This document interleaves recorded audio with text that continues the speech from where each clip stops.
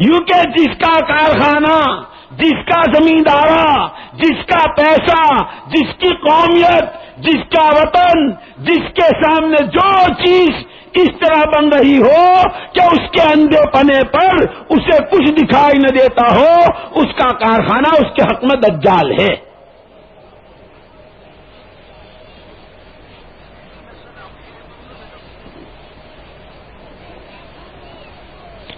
اگر کارخانہ دار کو کارخانے میں حق و باطل کی تمیز نہیں ہے، حلال و حرام کی تمیز نہیں ہے، خدا رسول کے اوامر و احکامات کی تمیز نہیں ہے، یہ کارخانہ اس کے حق میں دجال ہے۔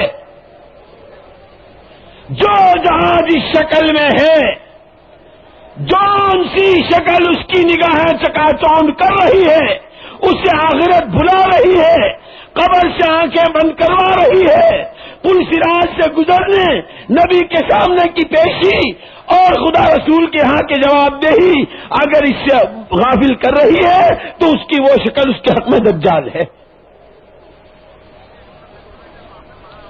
ان تمام شکلوں سے نکلنا اور پھر وہ دجال جو اپنی حقیقت کے ساتھ آئے گا اور جو کرتب دکھائے گا اور جس کے نتیجے میں لوگ ایمان سے ہاتھ دھو بیٹھیں گے بہت سارے، اس کا جو مقابلہ کرے گا وہ صرف مومن کرے گا۔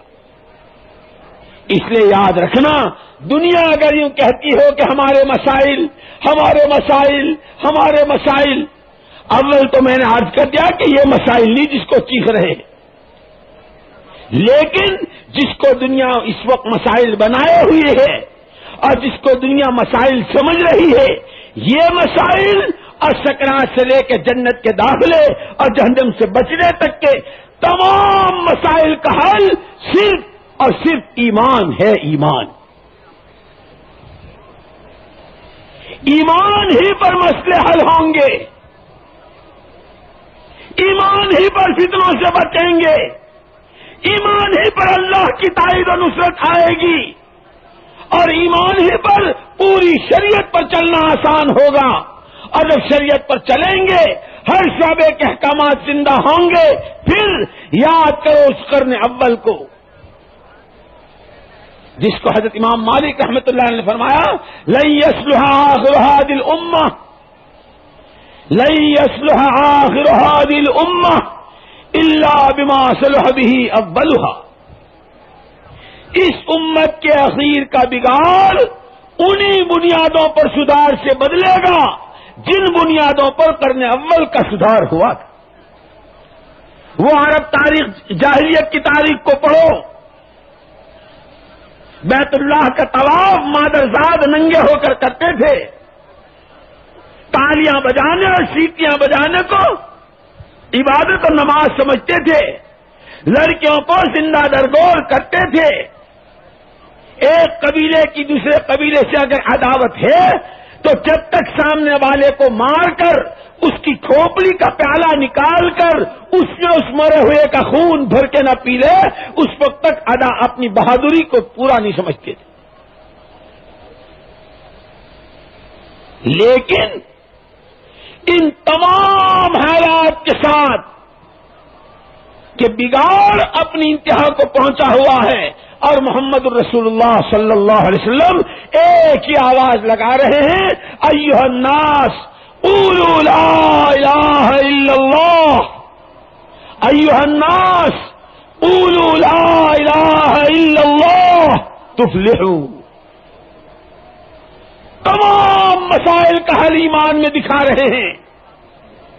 من اصلح ما بینہ وبین اللہ، من اصلح ما بینہ وبین اللہ اصلح اللہ ما بینہ وبین الناس۔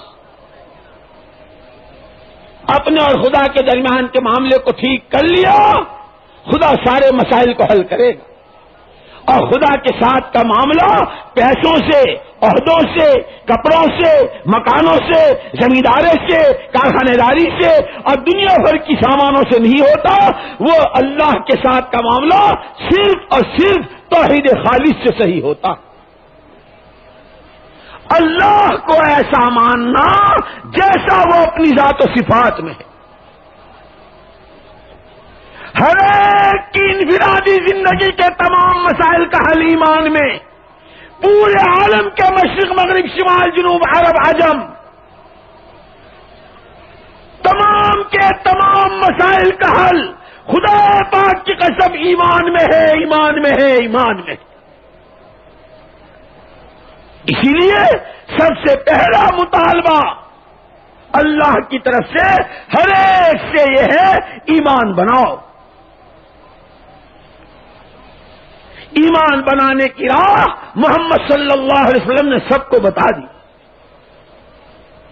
پہلے دن آپ نے ایمان کی آواز لگائی، ایمان کی دعوت دی، وہ مقامی کام بھی آپ نے کر کے دکھایا، باہر کی نقل و حرکت بھی کر کے دکھائی، اور ایمان کے لیے جو کچھ آیا اس سب کو جھیل کے بتایا، ان کا ایمان اس طرح بنا کرتا ہے۔ اسی لیے کیونکہ ایک ہے ایمان بنانا، پھر اس بنے ایمان کو پکانا، پھر اس پکے ایمان کو بچانا، اس بچے ایمان کو لے کر دنیا میں پھیلانا۔ ایمان بنانا بھی ہے، ایمان پکانا بھی ہے، ایمان بچانا بھی ہے، اور ایمان کو پھیلانا بھی ہے۔ یہ ہماری تمہاری ذمہ داری۔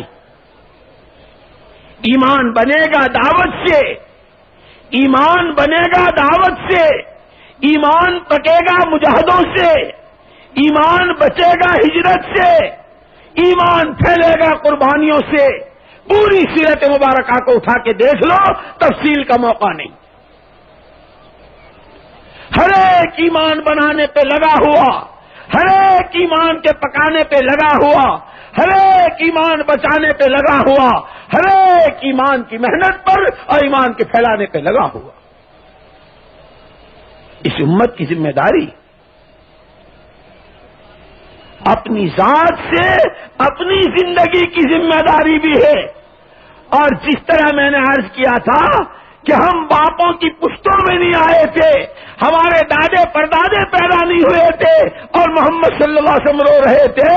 میرے دوستوں اور بزرگوں، ابھی قیامت کا سورج کب طلوع ہوتا ہے اور کب مغرب سے نکلتا ہے ہمیں نہیں معلوم۔ اس وقت تک جتنا انسان آنے والا ہے اس کے حق میں رونا، اس کے لیے قربانیوں کی ترتیبیں بنانا، ان کے لیے سوچنا، اپنا سب کچھ کھپانا ہماری ذمہ داری ہے اپنے نبی کی نیابت میں۔ حضور اکرم صلی اللہ علیہ وسلم نے جس طرح یہ ساری قربانیاں دے کر اس امت کو بنایا تھا، پھر ساری امت کو لے کر آپ عرفات کے میدان میں پہنچے ہیں۔ اور حجۃ الوداع کے خطبات کو پڑھو، حضور کو معلوم ہے کہ اب آپ دنیا سے تشریف لے جانے والے ہیں، آپ پردہ فرمانے والے ہیں۔ عرفات کی دعائیں اٹھا کے دیکھ لو، کسی دعا میں یہ بات نہیں ملے گی